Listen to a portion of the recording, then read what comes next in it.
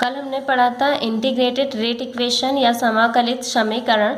इसमें हमको देखना है जीरो ऑर्डर रिएक्शन या फिर जिसको हम बोलते हैं शून्य कोटि की अभिक्रियाएं। ये क्या होती हैं? Reaction in which the rate of the reaction is directly proportional to zero power of the concentration of reactant whose rate of reaction does not depend upon the concentration of reactant are called zero order reaction। ऐसी reaction जिसमें उस reaction का जो rate होता है वो directly proportional होता है किसके?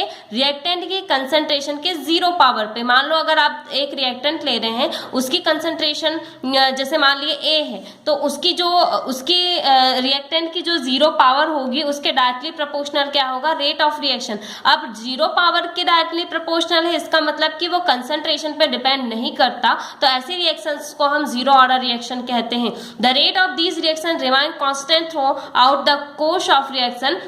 ऐसी जो रिएक्शन रहती हैं वो हमेशा कांस्टेंट रहती हैं, उनका रेट पूरी रिएक्शन के दौरान। रिमाइन अनफॉर्म टिल द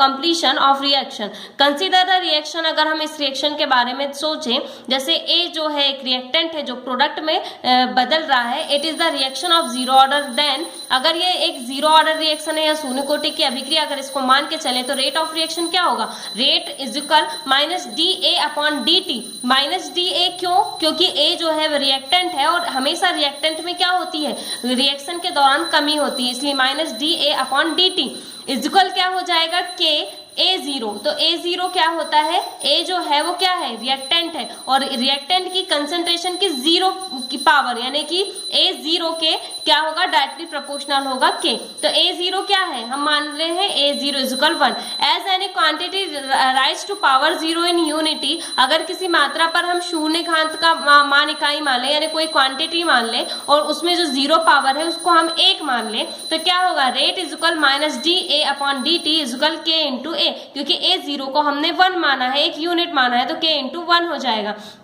या फिर हम लिख सकते हैं DA को हम यहाँ ट्रांसफर करेंगे तो DA इक्वल माइनस के डी टी हो जाएगा। और इंटीग्रेटेड बोथ साइड, आप दोनों साइड पे अगर समाकलन करें तो A इक्वल माइनस के टी प्लस सी होगा, जहाँ पे C क्या है? एक कांस्टेंट ऑफ इंटीग्रेशन है, यानी कि एक समाकलन का स्थिरांक है, और T इक्वल 0 है, यानी T इक्वल 0 मतलब कि रिएक्शन बस स्टार्ट हुई है, समय बहुत कम बीता है। The concentration of the reactant A equal A0 और A जो है उसकी कंसंट्रेशन A0 मान के चले, where A0 is the initial concentration. A0 क्या है? प्रारंभिक सांद्रता है, यानी समय बस रिएक्शन स्टार्ट हुई है क्योंकि टाइम भी 0 है, और A इक्वल A0 इसका मतलब है कंसंट्रेशन में कोई परिवर्तन नहीं हुआ है। Substituting the value of A in equation 2, और जो इक्वेशन 2 है अगर उसमें A की वैल्यू हम एंटर कर दें तो A इक्वल क्या हो रहा है? A0। तो A0 इक्वल माइनस के इंटू T क्या है? T भी हमारे पास 0 है, तो T की जगह 0 प्लस C, तो A0 इक्वल C हो जाएगा। इसका मतलब substituting the value of C is equation 2। अब इक्वेशन 2 में हम C की वैल्यू रखेंगे तो A इक्वल माइनस के टी प्लस A0, क्योंकि C की वैल्यू क्या आ रही है? A0।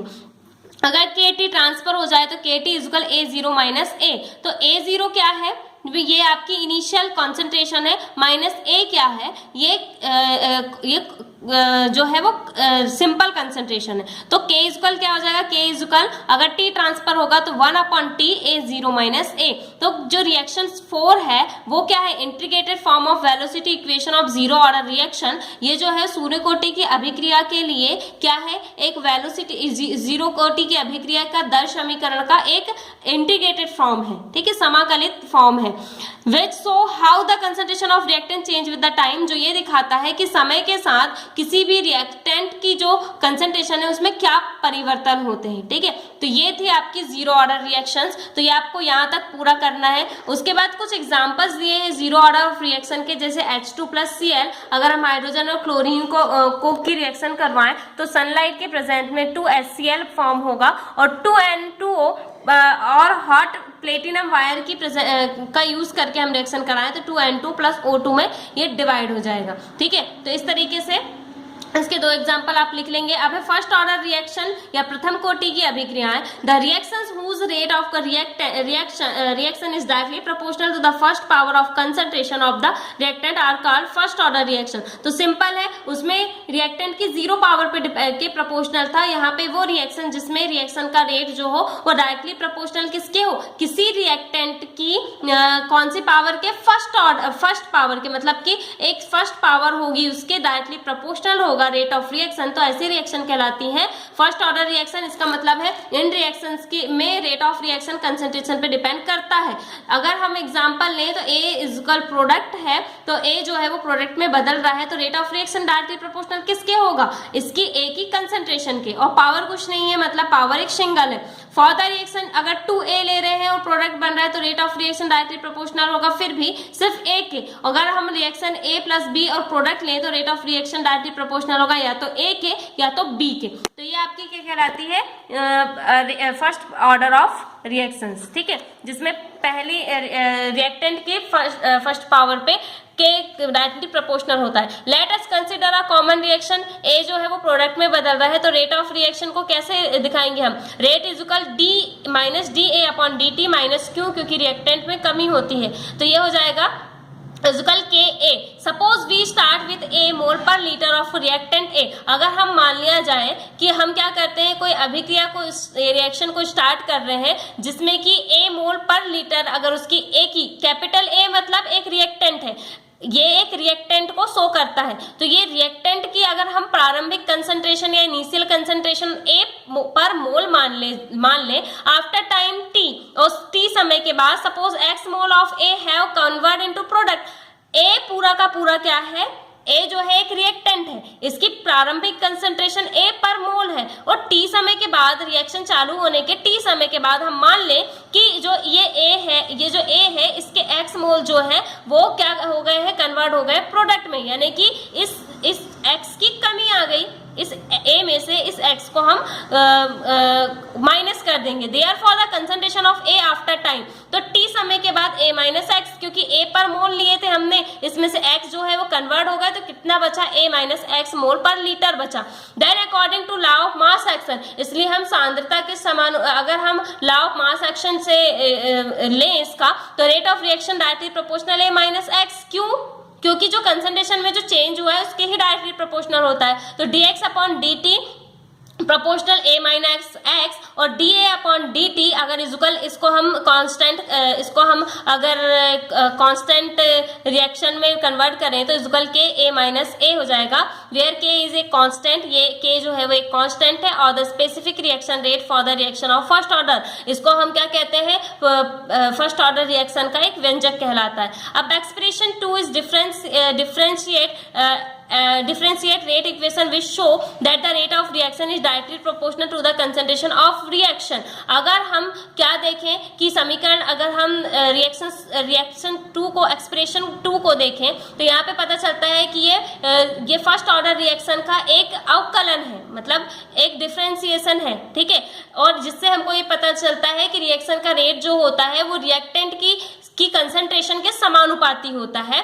तो क्या लिख सकते हैं हम, dx upon a minus x is equal k dt, और integrative from expression 3 we get, अगर हम समीकरण 3 का समाकलन करें या इंटीग्रेशन करें तो क्या हो जाएगा, integration dx upon a minus x is equal integration के dt, तो ये क्या निकलेगा, minus in a minus x is equal k T plus सी, ठीक है, जहां पे c क्या है, एक कांस्टेंट है, कौन सा कांस्टेंट है, इंटीग्रेशन का कांस्टेंट है। In the beginning when t is equal 0 then x is equal 0, क्योंकि जब शुरुआत होती है तब टाइम कुछ बीता ही नहीं है, रिएक्शन बस स्टार्ट हुई है, तो t क्या होगा, 0 होगा, और x इज इक्वल 0, इसका मतलब जो रिएक्टेंट के जो x प्रोडक्ट है वो चेंज ही नहीं हुए, तो x इज इक्वल 0 हो जाएगा, as no substance has decompose in the starting on the reaction, क्योंकि रिएक्शन के स्टार्ट में कोई भी सब्सटेंस जो है वो विघटित नहीं हुआ है। Putting this value in equation 4, अगर इक्वेशन 4 में हम t और x की वैल्यू पुट करें तो माइनस इन a, x की जगह 0 रखेंगे तो कुछ नहीं आएगा, इक्वल क्या हो जाएगा, डायरेक्ट ये हो जाएगा c,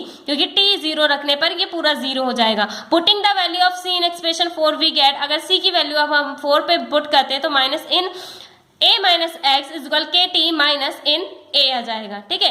तो integrated k t is equal integrated a upon a minus x k is equal 1 upon t, अगर टी को ट्रांसफर करें तो 1 upon t integrated a upon a minus x, changing the neutral logarithm in integrated to base 10 we get, अगर हम इस logarithm को क्या करें नेचुरल लॉगरिथम में चेंज करें कि 10 को अगर हम क्या मान ले बेस मान ले तो क्या हो जाएगा k is equal 2.303 upon T log 10 A upon a minus x. ठीक है, तो ये जो है इसको आप हमेशा याद रखेंगे, कभी कभी ये ब्लैंक में भी पूछ लेता है डायरेक्ट। ठीक है, तो equation 6 is sometime written in another form which obtain as, अगर हम इसको कुछ इक्वेशन 6 को अलग टाइप से लिखें तो क्या लिख सकते हैं, if the initial concentration is A0, अगर हम प्रारंभिक सांद्रता माने तो वो A0 है and concentration after t time, और अगर t समय बीतने के बाद ये कुछ चेंज हुआ होगा तो क्या चेंज हुआ A, then the putting A is equal A0, अगर हम A को A0 मान ले and A minus x is equal A मान ले तो इक्वेशन 6 को हम लिख सकते हैं k is equal 2.303 upon T log 10 A0 A upon A। ठीक है, तो यहाँ तक आपको इसको कर लेना है। अब उसके बाद यहाँ पे कुछ कैरेक्टर्स दिए हैं फर्स्ट ऑर्डर रिएक्शंस की। Some characteristics of the first order reaction are follow। पहला है these reaction obey equation 6 according to which the value of velocity constant k depend upon the ratio। तो हम क्या करते हैं इक्वेशन 6 के अगर अकॉर्डिंग हम माने तो क्या होगा कि जो वेलोसिटी है, वेलोसिटी जो है वो डायरेक्टली किस पे डिपेंड कर रही है, वो डिपेंड करती है a upon a minus x के रेशियो पे। The units of k are independent of the units in which the concentration are express. तो यहाँ पे k की वैल्यू जो होती है वो इंडिपेंडेंट होती है, स्वतंत्र होती है।